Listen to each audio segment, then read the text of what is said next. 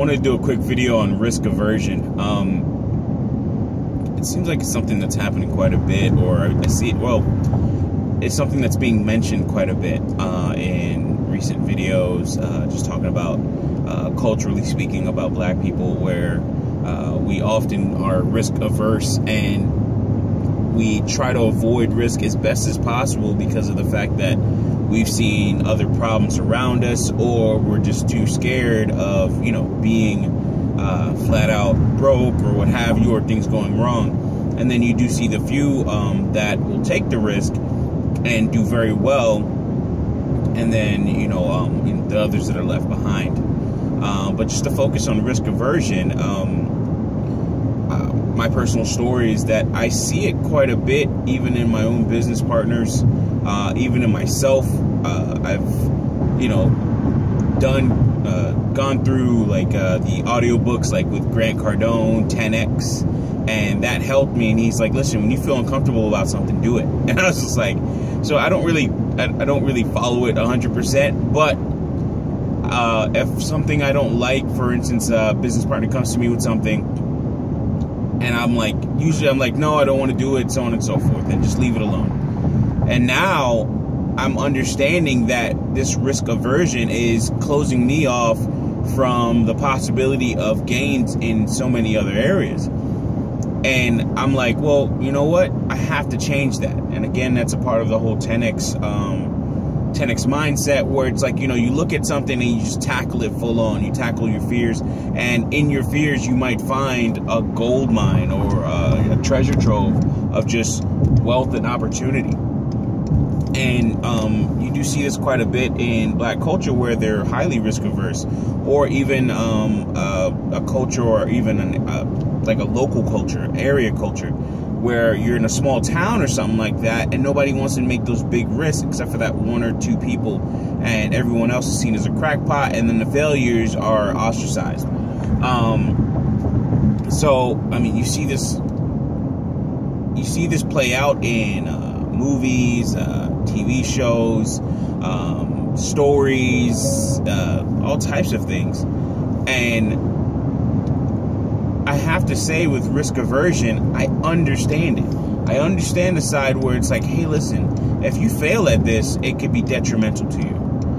But then also I have to look at it and say, well, if I don't do this, it could be detrimental to my future when it comes to terms of meeting my long-term goals. If I want to be a millionaire or something like that, you see those cliche or cute sayings, I should say, where they talk about if you're too comfortable, then you're in the wrong position, or get out of your comfort zone so you can get to a point of making more money. And I mean, there's some truth to that, you know, like you have to really get out of your comfort zone and get to a point where you're like, screw this, I'm gonna do it anyway. I don't care. It is what it is, so on and so forth, right? Now, you have to play that. You have to balance that out. You really do have to look and study what you're doing and say, all right, cool, this makes sense, but this doesn't make sense. For me, I do this in terms of doing projections and modeling, in terms of, like, when I say modeling, I mean like spreadsheets, and just talking through an idea with somebody, you know, seeing if I'm really insane. You know, sometimes, like, you know, you talk to somebody just so, like, for the sake of sanity. And some people shouldn't get into risk because they just don't know how to handle it. And when I get into a problem or an issue, I handle it a certain way. I get mad for a second, and I tell myself to calm down, and then I focus on what needs to be done. You know, how I can actually improve the situation or find a solution in some way, shape, or form. Like, and when I say improve the situation, mitigate my losses. You know there's going to be a loss. You just try to cut it down to the bare minimum. So that helps me actually mitigate or lessen or lighten the hit of the risk. Also, sometimes you just wing it and say, screw it. Like, not the best thing or advice, But really, sometimes you look at it and it's like, listen, this could be the start of something. And you have to look at it from a long-term perspective. Short-term, you're not going to make any money off this. You're not going to make anything serious. You might not even actually be able to quit your night job or something like that now, this year.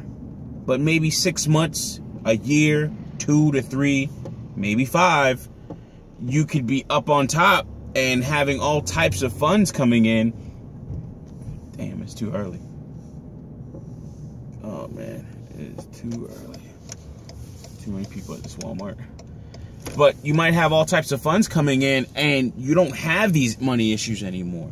You're not having a funding issue. You're like, your capital, your working capital is higher. You have more funds to do for further expansion, so on and so forth. But it's because you took that risk. Now, recently I was listening to Dame Dash. I mean, I love him and his work and what he does. I don't care. Like, I don't care about, like, you know, some of the stuff that people say, but if you look at him, he's really genuine. And then the people that have been under him, I was watching an interview with him on Drink Champ. I think it was Drink Champs, Noriega and DJ EFN.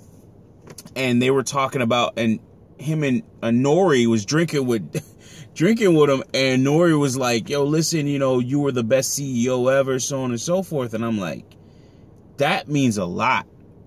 For a dude, just like, a lot of people said that, like, you know, another interview is the first interview I'd watch of Drink Champs, and it was the one with Memphis Bleak. And he talked about how he was a good CEO and everything like that. And Memphis was like, hey, listen, you know, I really care and we're cool and everything. And I talked to him a certain way, so on and so forth. But I looked at it and I was just like, yo, somebody like Dame Dash I could respect. And he talks about, you know, all right, cool, yeah, just do it, put it up, whatever. I'll give it to you. I'm a businessman, so on and so forth. Like, you know, he says a lot of key phrases, but I hear some of the stuff that he says, and I'm like, yeah, that's it.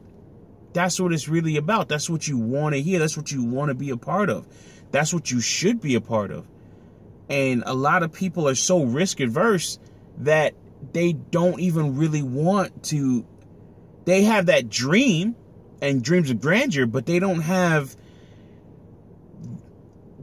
in a sense, what it takes to make it to that point.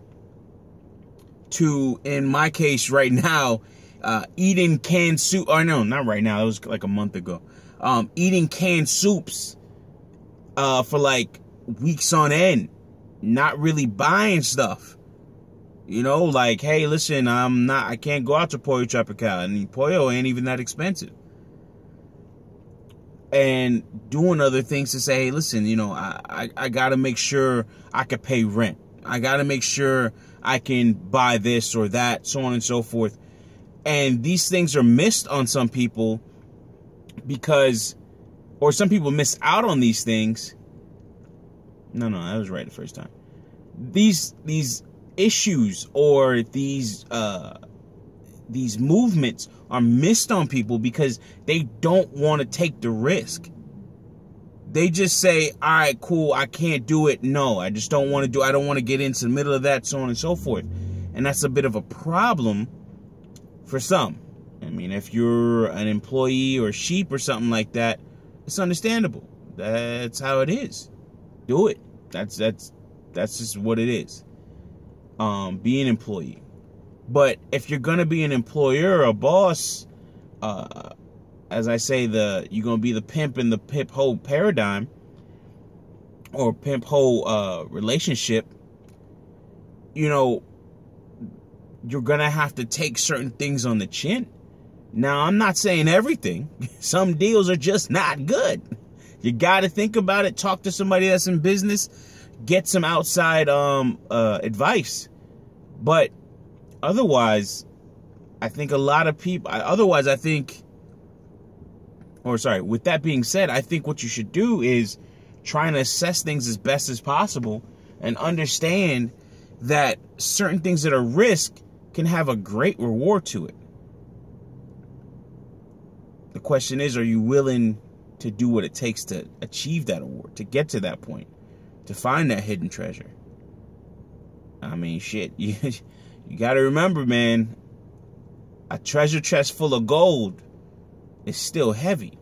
You still got to bring that back to the ship and sail off into the sunset. Thank you very much.